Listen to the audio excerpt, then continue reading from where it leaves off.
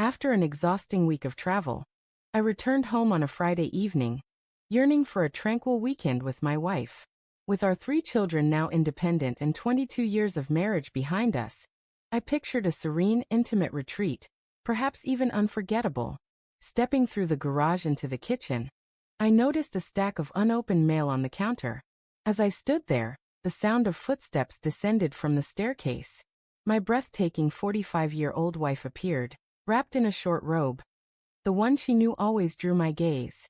"Oh," she exclaimed, startled. "You're back earlier than I thought." Glancing at my watch, I saw I was slightly ahead of schedule, but nothing out of the ordinary. "Where are we off to?" I teased, aiming to keep the atmosphere light. Her reply cut like a blade. "I'm leaving." Her eyes flicked toward a small bag near the sofa. "I don't know what you're doing, but I'm going." My heart froze. Leaving where? With whom? I pressed, my voice tightening. Her gaze darted back to the bag. "I'm meeting William Strathmore," she said. "I'll return Sunday night and we'll talk then." The ground seemed to dissolve beneath me. A date. My mind spun in disbelief. Instinctively, I reached for my phone and dialed our daughter. "Daddy, what's wrong?" she answered, her tone cheerful.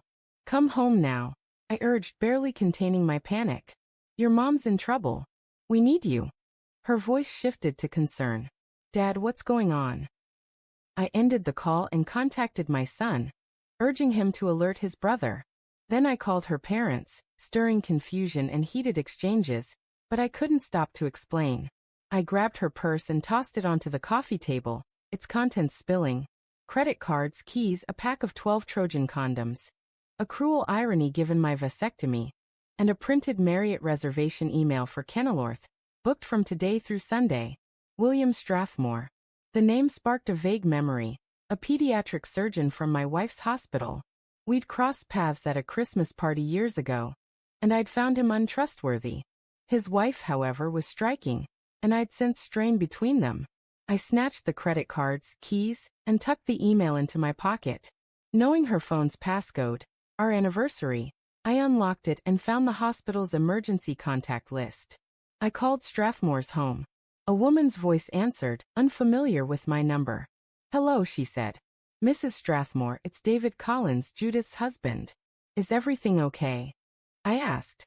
"Oh, Dave, yes," she replied warmly. "William and I were just talking about you and Judith the other day. Is something wrong?" I hesitated. "I'm not certain, but I don't think William is where he says he is. Judith claims she's spending the weekend with him at the Marriott in Kenilworth. I have evidence, a reservation for 7 rooms." A heavy silence followed then. "I'll call you back." I didn't wait. I phoned Karen Adams, the hospital's health director and a close friend of my wife's. Her husband, a detective sergeant, was someone I knew well. When Karen answered, her voice was tense. "Karen, it's Dave. I believe Judith and Dr. Strathmore are involved, and I need this investigated," I said. "Dave, I can't talk now," she replied curtly and hung up. I stood there, adrift. Judith's phone rang, and when I answered, an unfamiliar voice said, "Judith, he knows everything. What did you tell him?" I stayed silent, but the reality was sinking in.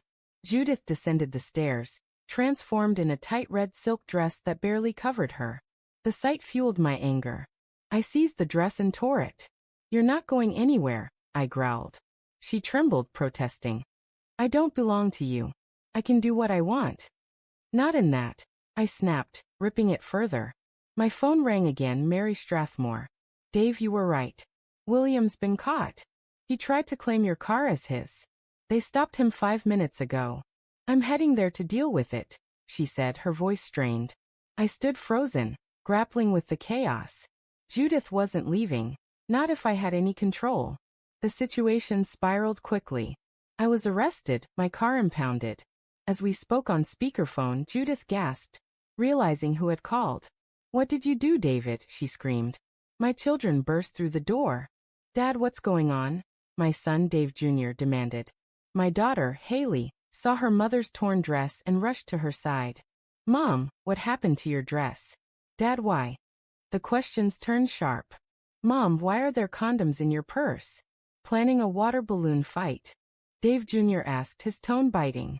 Judith whispered. I don't know where they came from. They're not mine. Then defiantly she added, I can do what I want. It's my body. Realizing her misstep in front of the kids, she backtracked. It's none of your business. Dave Jr. rolled his eyes and went to the kitchen, returning with an envelope. Dad, this is for you, he said, his disdain evident. Judith shrieked, Don't read it, and lunged, her dress falling away. Haley helped cover her.